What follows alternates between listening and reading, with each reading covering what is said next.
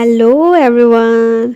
तो last part में हम देख चुके हैं कि दादाजी को पिट से बहुत नफरत होती है। उसके चिड़चिड़ेपन की वजह से उन्हें अक्सर उस पर गुस्सा आता ही रहता था।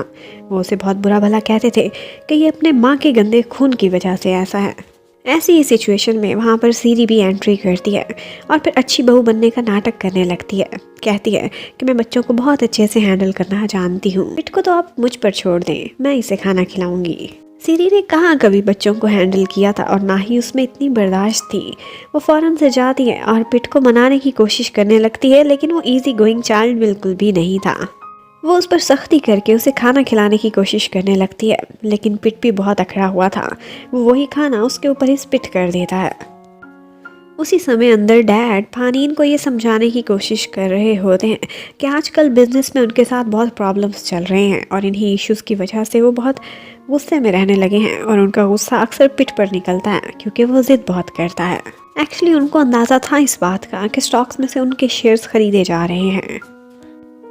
इतने में वो लोग शोर शराबा सुनते हैं और भागकर बाहर आकर देखते हैं तो सीरी की शामत लेकर आ गया था पिट। वो उसको बाल नोच कर उसे सबक सिखा रहा था क्योंकि वो उससे सख्ती से बात करने लगी थी। यहाँ पर बहुत मुश्किल से फानीन पिट को शांत कराता है और उसके कमरे में ले जाता है, लेकिन उसका गुस्सा देखने वाला था। गुस्से में तो ऐसे लगता था जैसे उसे दौरा ही पड़ गया हो। ऐसे मौके पर वो फानीन के अलावा किसी और से हैंडल नहीं होता था, जबकि उधर सीरी अलग गुस्से में बैठी हुई होती है और उसका गुस्सा निकलता है फानीन के डैड पर, जिन्हें वो डांट कर कहती है कि लगता है आपके पोते को साइकेट्रिस्ट की ज़रूरत है, इसके दिमाग का इलाज कराएं, ये मुझे नॉर्मल नहीं लगता। उधर पिट शांत होने के बाद फानीन से यही पूछ रहा होता है कि दादाजी मुझे बुरा भला क्यों बोलते हैं। वो अक्सर उसे शैतानी बच्चा कहा करते थे। वो पूछता है कि इसका क्या मतलब होता है और मैं कैसे शैतानी हूँ, लेकिन आगे से फानीन उसे शांत कराता है और कहता है कि ऐसी नफरत भरी बातों पर तवज्जो ना दो, बस तुम्हारे लिए इतना काफ़ी है कि तुम मुझसे बहुत प्यार करते हो और मैं तुमसे। अब उसे संभालने के बाद फानीन जाता है अपने डैड के पास और उन्हें समझाता है कि देखिए आप इस तरह की बातें मत किया करें। पिट ने बहुत तकलीफ़ें सही हैं, 6 साल में उसकी 7 सर्जरीज हुई हैं, वो नॉर्मल बच्चों की तरह से कैसे हो सकता है। और वैसे भी जितनी उसने दर्द सही है उसके दिल में दर्द और गुस्से के अलावा कुछ और भरा भी नहीं हुआ। अब अगले दिन फानीन के डैड आते हैं पिट के पास और उसे गुड न्यूज़ देने लगते हैं कि मैंने तुम्हारे लिए स्कूल डिसाइड कर लिया है। और वो वही स्कूल था जहाँ पर आलिस आजकल जॉब कर रही थी। वो लोग खुश थे क्योंकि वहाँ पर चिल्ड्रन साइकोलॉजिस्ट भी मौजूद थी। उधर सीरी और पोखाई को दिखाते हैं। उनकी जोड़ी अभी भी ज़बरदस्त काम कर रही थी। वो उनके लिए बहुत सारे काम करता था, स्टॉक्स और शेयर्स खरीदने के, और वो कंपनी हथियाने के बहुत करीब थे। बस फानीन से सीरी की शादी हो जाए, यही लास्ट स्टेप था।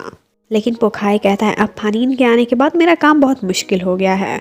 हेरा फेरी करने के बाद अब मुझे ज़्यादा रिवार्ड चाहिए। उससे रिलेशनशिप तो अब इतनी वैल्यू रखता नहीं था। वो कहता है कि मुझे स्टॉक्स में शेयर चाहिए और साथ ही साथ सीरी उससे वादा भी करती है वो उसे जनरल मैनेजर भी बनाएगी। उधर नॉन को दिखाते हैं। उसने एक ब्रेसलेट खरीदा था जो देखकर लिन बहुत खुश होती है कि शायद मुझे देने वाला है, लेकिन तब वो सुनकर उदास हो जाती है कि उसके दिल में आज भी आलिस ही है और वो यही सोच रहा है कि पिनियो की डेथ के बाद शायद आलिस के दिल में अब वो जगह बना पाएगा।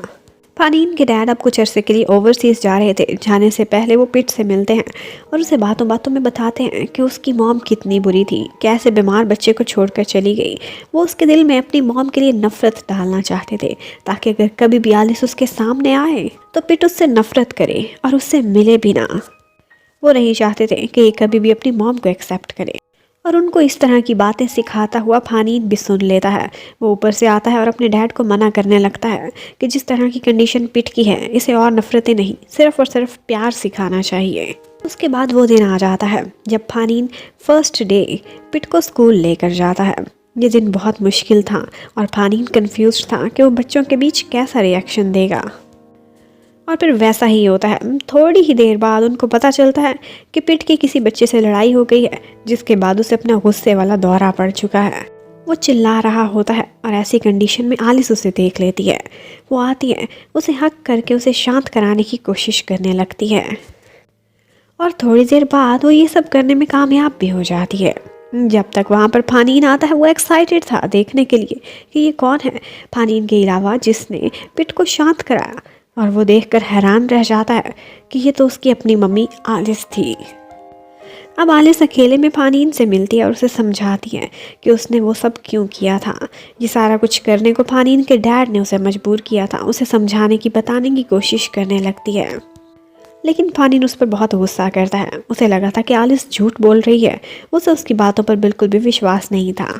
आलिस उससे रिक्वेस्ट करती है कि पिट को मेरी ज़रूरत है। मैंने 6 साल इसी तरह की तैयारी की है कि मैं पिट को संभाल सकूं। मुझ पर ट्रस्ट करने की कोशिश करो। उसके बाद घर जाकर भी फानीन इसी बारे में सोचने लगता है। उसे लगता था कि जो पिट की कंडीशन है उसे साइकोलॉजिस्ट की भी ज़रूरत है और एक माँ से बढ़कर तो और कोई भी नहीं हो सकता। वो सीरियसली सोचने लगता है कि आलिस को मौका दे इस बारे में। तो वो आलिस से मिलने के लिए उसके घर पर जाता है। उस वक़्त वो अपने ज़ख्मों पर मेडिसिन लगा रही थी, जो ज़ख्म उसे पिट ने दिए थे। मेडिसिन अप्लाई करने में थोड़ी मुश्किल थी, तो यहाँ पर फानीन आकर उसकी हेल्प करने लगता है और उसकी बातों से आलिस को ऐसा लगा था कि जैसे वो वाकई सोच रहा है पिट की हेल्प करने में वो आलिस की मदद लेगा।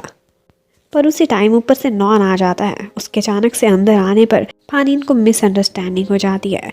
उसे ऐसा लगता है कि या तो नॉन इसका हस्बैंड है या फिर ये दोनों लिविंग रिलेशनशिप में हैं। वो गुस्से में वहाँ से जाने लगता है और टॉन्ट भी करता हुआ जाता है कि अब इसी से ही अपनी मेडिसिन लगवा लेना। अब उसे समझाने के लिए फ़ौरन से आलिस उसके पीछे जाती है कि ये सिर्फ मेरा एक नेबर है, लेकिन फानीन को उस पर गुस्सा था। उसका बहुत नेगेटिव इंप्रेशन बन चुका था फानीन के सामने। पर आलिस को सिर्फ एक परवाह थी, फानीन ही था जो यस करेगा तो वो पिट के करीब आएगी। वो उसके सामने नील डाउन होकर रिक्वेस्ट करती है कि चाहे जो भी हो जाए मुझे एक मौका देकर देखो, मैं पिट की हेल्प करना चाहती हूँ। वो उसकी साइकी के सारे इश्यूज़ को हैंडल कर सकती थी, उसका ये कहना था। फानीन उसकी रिक्वेस्ट सुनने के बाद खामोशी से वहाँ से चला जाता है और कोई भी जवाब नहीं देता। अब घर आकर वो इसी बारे में सोचने लगता है, लेकिन वो यही फैसला करता है कि वो आलिस को हायर करेगा और उसकी हेल्प लेगा पिट के लिए, लेकिन कभी भी वो उसे ये अलाउ नहीं करेगा कि वो उसे बताए कि वो उसकी मम्मी है। अब उसके बाद नेक्स्ट डे पिनियो की ग्रेव पर आलिस भी आई हुई थी और वहीं पर ही जब फानीन आता है तो उन दोनों का आमना सामना होता है। यहाँ पर जब वो आलिस से बात कर रहा होता है तो एक ट्री ब्रांच उस पर गिरने वाली होती है कि वो उसे बचा लेता है। यहाँ पर थोड़ा रोमांटिक सीन क्रिएट होता है, लेकिन फानीन ज़ख्मी भी हो गया था और अब की बार उसे मेडिसिन आकर आलिस लगाती है। और यहीं पर बैठे बैठे फानीन उसे कहता है कि मैं तुम्हें एक चांस देने के लिए रेडी हूँ। ये सुनकर आलिस को अपनी लाइफ की बहुत बड़ी खुशी मिलती है। फानीन कहता है कि मैं पीट को तुम्हारे वाले स्कूल में ही एडमिशन दिलाने लगा हूँ, लेकिन उसकी शर्त ये थी कि वो कभी भी उसको ये ना बताए कि वो ही इसकी रियल मदर है। आलिस को उसकी हर शर्त मंजूर थी, बस वो पीट के करीब आना चाहती थी। उसके बाद आलिस बहुत खुश जब अपने घर जाती है तो दिखाते हैं उसने फानीन की सारी निशानियां अभी तक अपने पास रखी हुई थी। वो उसे कभी भी नहीं भुला पाई थी। जबकि फानीन को दिखाते हैं वो भी अपने घाव देखकर सिर्फ और सिर्फ आलिस को ही याद कर रहा होता है। आज पीट ने अपने फर्स्ट डे स्कूल जाना था और उसके दादाजी ने एक लंबे टूर पर ओवरसीज़। आज पहले दिन वो स्कूल आता है तो आगे उसकी टीचर पाटशा उसका वेट कर रही होती है। आलिस ने अपना यही नाम रखा हुआ था ताकि वो सबसे बच सके और नीराफाई में से कोई उसे ना पहचान पाए। आलिस उसके हर किस्म के बिहेवियर का नोटिस लेती थी। वो बच्चों के बीच घुलने मिलने वाला बिल्कुल भी नहीं था, लेकिन आलिस इस तरह से उसे उसके फ्रेंड्स के बीच में ले जाती है कि उसे रियलाइज़ भी नहीं होता और वो लोगों के बीच घुलने मिलने लगता है, उनसे दोस्ती भी करना स्टार्ट कर देता है। लेकिन बच्चों की रेसिंग के दौरान थोड़ी फिजिकल एक्टिविटी की वजह से उसको एक अटैक हो जाता है। उसकी हार्ट कंडीशन अभी भी नॉर्मल नहीं थी। वो बाकी बच्चों के बीच नहीं रह सकता था। आज उनको रियलाइज़ होता है। वो फ़ौरन से उसकी जान बचाने के लिए उसे डॉक्टर के पास ले जाते हैं। डॉक्टर ने कहा था कि इसके साइकोलॉजिकल इश्यूज़ की वजह से इसे हाइपर सेंसिटिविटी भी है और अभी ये स्कूल जाने के लिए बिल्कुल भी रेडी नहीं। उसे एक 24 आवर्स साइकोलॉजिस्ट चाहिए थी। यहाँ पर आलिस कहती है कि मैं अपनी जॉब छोड़ने के लिए तैयार हूँ।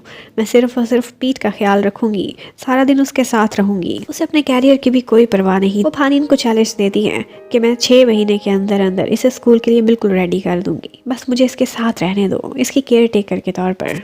फानीन 1-2 दिन इसके बारे में सोचता है और उसके बाद उसे आकर कहता है कि 3 महीने, इससे ज़्यादा समय मेरे पास नहीं है, क्योंकि उसके बाद डैड ओवरसीज से वापस आ जाएंगे। तो इतने दिन वो उसकी टीचर पाटशा के नाम से उसके साथ रहेगी, उसकी केयर टेकर बनकर। फानीन उसे अपने साथ अपनी गाड़ी में बिठाकर अपने घर लेकर जा रहा होता है।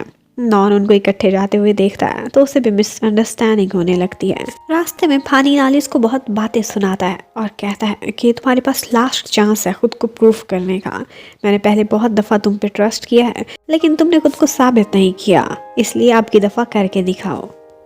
और इसके साथ ही ये पार्ट ख़त्म होता है। फानीन और आलिस अब एक ही घर में रहेंगे पीट का ख्याल रखने के लिए, तो क्या सिचुएशंस क्रिएट होंगी ये देखने के लिए stay connected. Thank you for watching, bye bye.